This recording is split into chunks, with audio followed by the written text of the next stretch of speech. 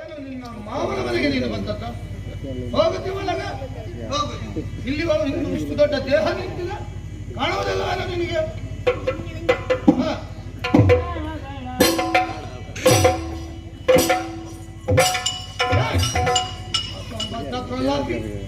ಏನೋ ಏನೋ ಏನೋ ಏನು ಮಾತು ಉಜಿರಿದರೆ ಹೋಯಿತು, ಮಾತು ಉದುರಿದರೆ ಹೋಗುತ್ತದೆ, ಮುತ್ತು ಮುತ್ತು ಆಡಿದರೆ ಹೋಯಿತು. ವಿಷಯ ಅದಲ್ಲ, ಮಾತು ಆಡಿದರೆ ಹೋಯಿತು. ಈ ವಿಷಯವನ್ನು ಮೊದಲೇ ತಲೆಯಲ್ಲಿ ತುಂಬಿಸಿಕೊಂಡು ನೇರವಾಗಿ ಅವರಲ್ಲೇ ಹೇಳಬೇಕು ಅಂತ ನಾನು ಬಂದವ. ಹಾಗಾಗಿ ಮಧ್ಯದಲ್ಲಿ ಯಾರಾದರೂ ಸಿಕ್ಕಿದರೆ ಅವರಲ್ಲಿ ಮಾತಾಡಿ ಹೋದರೆ ಎಲ್ಲಿ ವಿಷಯ ತಪ್ಪುತ್ತದೆ ಎನ್ನುವ ಮುಂಜಾಗ್ರತಾ ಕ್ರಮವಾಗಿ ಜಗಳ ಆಗುವಲ್ಲಿ ಮೊದಲೇ ಜನ ನೇಮಿಸಿದ ಹಾಗೆ ಹೊರಗಿದ್ದವರನ್ನು ಕಂಡು ಅವರಲ್ಲಿ ಮಾತಾಡಿ, ಹೊರಗಿದ್ದವರು ಕಂಡು ಅವರಲ್ಲಿ ಮಾತಾಡಿ ಆಮೇಲೆ ವಿಷಯವನ್ನು ತಿಳಿದ ಮೇಲೆ ನನಗೇನಾದರೂ ಕೊಟ್ಟರೆ ಅದರಲ್ಲಿ ಅರ್ಥ ಬಂದು ನಿಮಗೆ ಕೊಡುತ್ತೇನೆ. ಅಲ್ಲ, ಇಷ್ಟರವರೆಗೆ ಉಳಿಲಿಲ್ಲ, ನಿಮ್ಮನ್ನು ಕಾಣುವಾಗ ಉಳಿಸುವ ಅಂತ ಆಗ್ತದೆ ಪಾಪ. ಹಾಗಾಗಿ ಸ್ವಲ್ಪ ಏನಾದ್ರು ಇದ್ರೆ ಮತ್ತೆ ಕೊಡ್ತೇನೆ. ಈ ದ್ವಾರದಲ್ಲಿದ್ದವರೆಲ್ಲ ಎಷ್ಟು ಮಾತಾಡುದಲ್ಲ. ನಾನೇನು ದ್ವಾರಪಾಲಕನ ಹಾಗೆ ಕಾಣುತ್ತೇನೆ ನಿನಗೆ? ಇದು ದ್ವಾರ ಅಲ್ಲವೇ? ದ್ವಾರ ಸಿಂಹಾಸನ. ನೀವು ಯಾರನ್ನು ಹುಡುಕಿಕೊಂಡು ಬಂದದ್ದು? ಯಾರನ್ನು? ಸಿಂಹಾಸನವನ್ನು ನೀನು ಹೊರಗಿಟ್ಟದ್ದು. ಈಗ ಇದರಲ್ಲಿ ಯಾವ ಪ್ರದೇಶದಲ್ಲಿ ಪ್ರದೇಶ ಓಲಗ ಚಾವಡಿಯನ್ನು ಪ್ರವೇಶಿಸಿದ್ದಿ ಪುಣ್ಯಾತ್ಮ. ಓಲಗ ಚಾವಡಿಯ ಮತ್ತೆ ನೀನು ಯಾರನ್ನು ಹುಡುಕಿಕೊಂಡು ಬಂದ? ಒಳಗಿದ್ದಾರಲ್ಲ ಉಗ್ರಾಣಿ ಶಾನುಭೋಗರ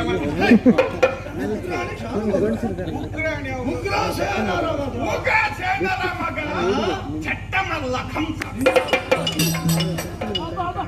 ಚಟ್ಟಮಲ್ಲ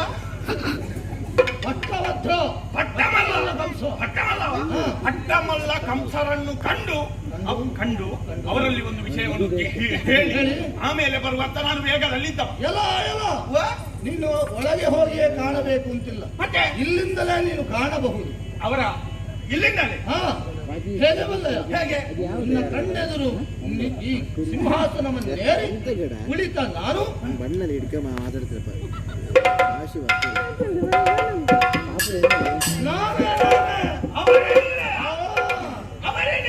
ಅವರಲ್ಲ ಕಟ್ಲೆ, ನೀವೇ ಅವರು.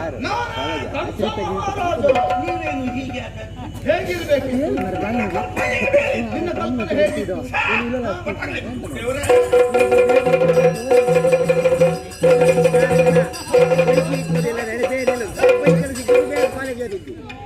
ನಿನಗೇನು ಕಂಬಕ್ಕೆ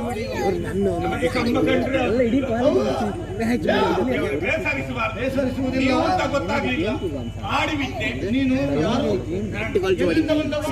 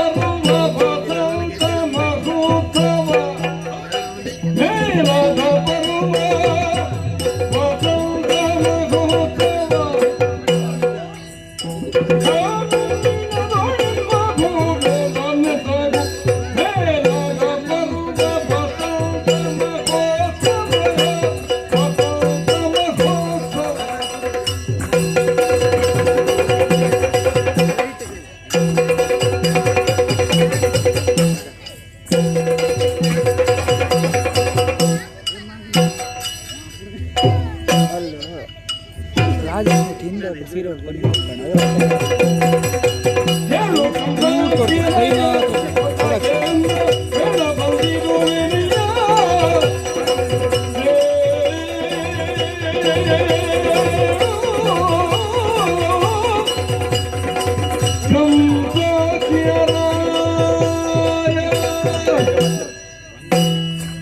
ಬಾಡಿ ಗನ್ ಮೇಲೆ ಯಾರೋ ನೀನು ಎಲ್ಲಿಂದ ಬಂದವ?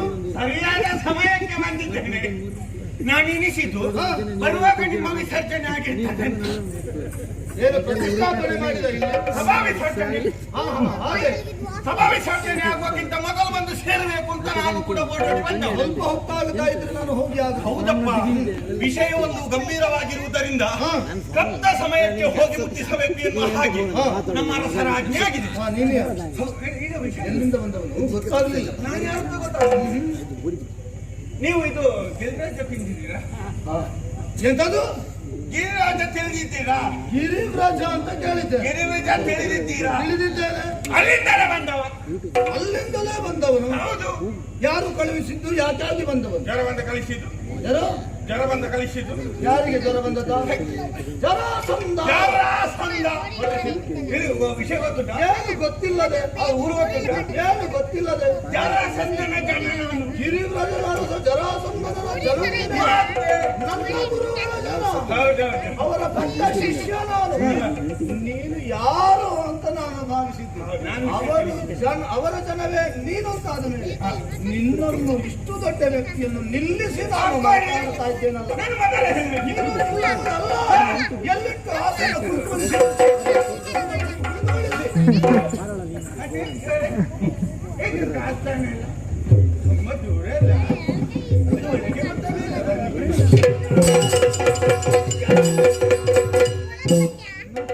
ಎದೆಗೆ ತುಳಿತಾನೆ. ಕುತ್ಕೊಳ್ಳಿಕ್ಕೆ ಹೇಳುವುದು ನೀವೇ, ತುಳಿಯುವುದು ನೀವೇ. ಎಂತ ನಿನಗಾಗಿ ಒಂದು ಆಸನಲ್ಲಿ ಕಾಯ್ದಿರಿಸಿದ್ದೇನೆ. ಅದು ಇದ್ದವರಿಗೆ ಅದನ್ನು ಭಕ್ತಿ ಮಾಡಬೇಕಿದ್ರೆ ನೀನೇ ಅದು. ಅದನ್ನು ಬಿಟ್ಟು ನಾನು ಕುಳಿತುಕೊಳ್ಳುವ ವಿಧಾನವನ್ನು ಹೇಳಿದೆಯಾ? ನಿನ್ನ ಇದು ಸಿಂಹಾಸನ ಬೇಡ ನಮಗೆ. ನಾವು ನಿಂತುಕೊಂಡೆ ಮಾತಾಡುವುದಿಲ್ಲ. ಬಿಡು. ಇದು ವಿಷಯ ಬರುವುದಕ್ಕೆ ಕಾರಣ ಏನು? ಒಂದು ಆಮಂತ್ರಣವನ್ನು ನೀಡುವ ಸಲುವಾಗಿ ಈ ಕಡೆ ವಿಶೇಷ ನಮ್ಮ ಕಾಲಾವಧಿ ಕಾಲಾವಧಿಯ ವರ್ಷ ಅಲ್ಲ, ಕಾಲಕಾಲಕ್ಕೆ ವರ್ಷಕ್ಕೆ ನಡೆಯುವ ಅದಲ್ಲ, ನಮ್ಮದು ಕಾಲಕಾಲಕ್ಕೆ ವರ್ಷ ಪ್ರತಿ ಆಗುವಂತಹ ಒಂದು ಉತ್ಸವ. ಯಾವ ಉತ್ಸವ? ವಸಂತೋತ್ಸವ. ವಸಂತೋತ್ಸವಕ್ಕೆ ಎಲ್ಲರನ್ನು ಆಮಂತ್ರಣ ಬರೆದು ಕಳಿಸಿದ್ರೆ ನಮಗೆ ಬೇಕಾದವರನ್ನು ಆಪ್ತರನ್ನು ನೇರವಾಗಿ ಮುಖತಃ ಭೇಟಿಯಾಗಿ ವಿಷಯ ತಿಳಿಸಿ ಆಹ್ವಾನಿಸಿ ಬರಬೇಕು ಎನ್ನುವ ಹಾಗೆ ಕಳುಹಿಸಿಕೊಟ್ಟಿದ್ದಾರೆ. ಹೌದಪ್ಪ. ನನ್ನ ಗುರುಗಳಿಗೆ ನನ್ನಲ್ಲಿ ಅತೀವವಾದಂತಹ ಶಿಷ್ಯರ ಪಟ್ಟದ ಶಿಷ್ಯರು. ಹಾಗಾಗಿ ನೀವು ಬರತಕ್ಕದ್ದಲ್ಲ. ಹಾಗಂತ ವಸಂತೋತ್ಸವ ಹಿಂದಿನ ಹಾಗೆಲ್ಲ. ಮತ್ತೆ ಏನು ಹಿಂದಿನ ವಸಂತೋತ್ಸವದ ವಿಷಯ ಬೇರೆ, ಮತ್ತೆ ಅಷ್ಟು ವಿಷಯ ಉಂಟು.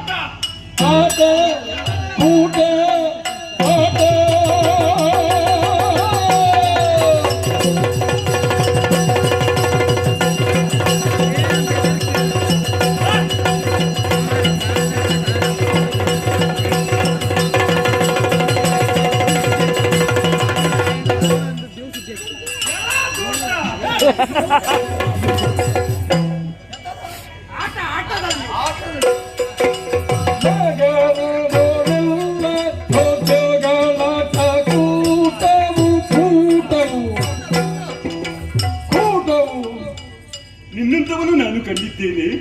ನನ್ನೆದುರು ಬಂದ್ರೆ ನೀನು ಬೀಳುತ್ತೀಯ, ಬಿದ್ರೆ ಹಿಂದಿನವರು ಮರಗುತ್ತಾರೆ. ಬಾ ಮಗನೇ, ಯುದ್ಧ ಮಾಡಿ.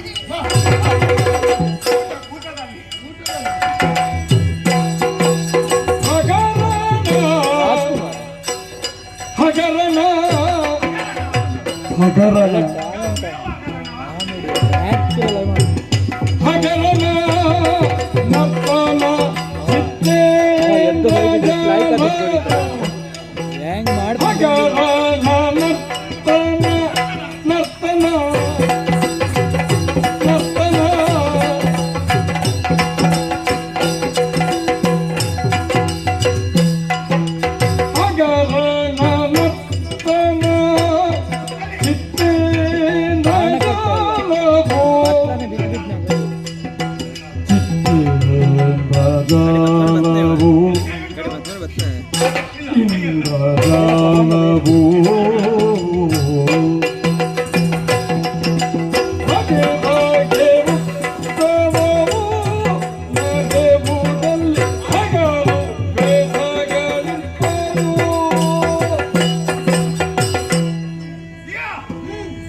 ಅಲ್ಲಿ ವಿಶೇಷ ಅಂದ್ರೆ ಏನು?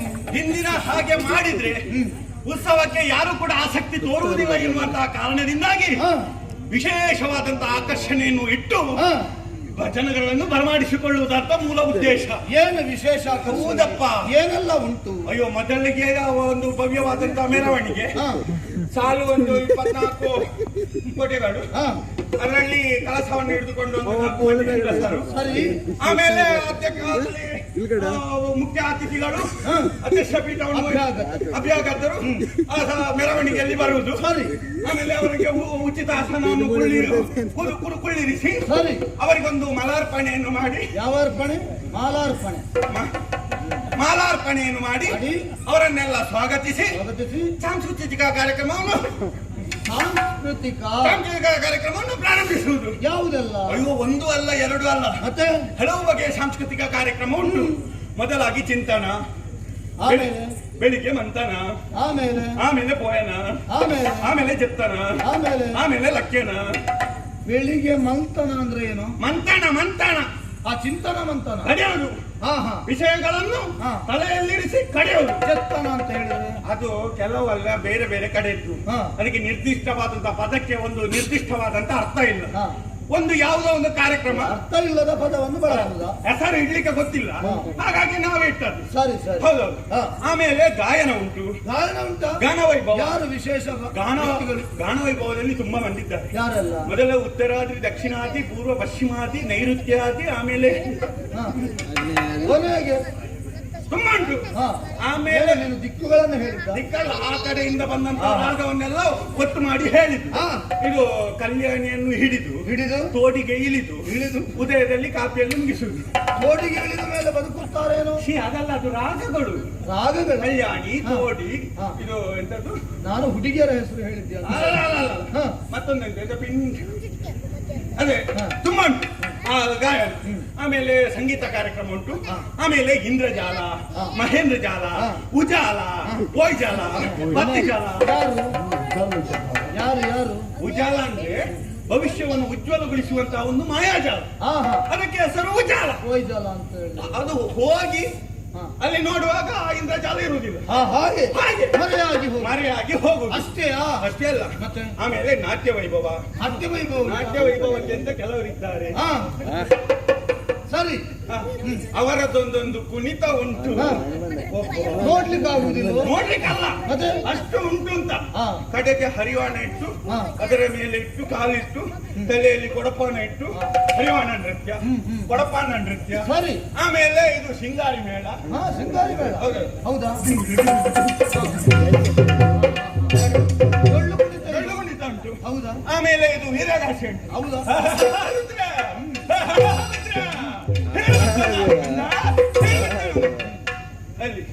ಆಮೇಲೆ ಯಕ್ಷಗಾನ. ಯಾವುದು? ಯಕ್ಷಗಾನ. ಎಂತದಲ್ಲ? ಯಕ್ಷಗಾನ. ನೀನು ಕೊಂದೆ ಪುಣ್ಯ. ಅದರಲ್ಲಿ ನೋಡ್ಬೇಕು, ಒಂದೊಂದು ವೇಷದವರಿದ್ದಾರೆ. ಅವಾಗ ಬೈತಾರೆ. ಯಾರು?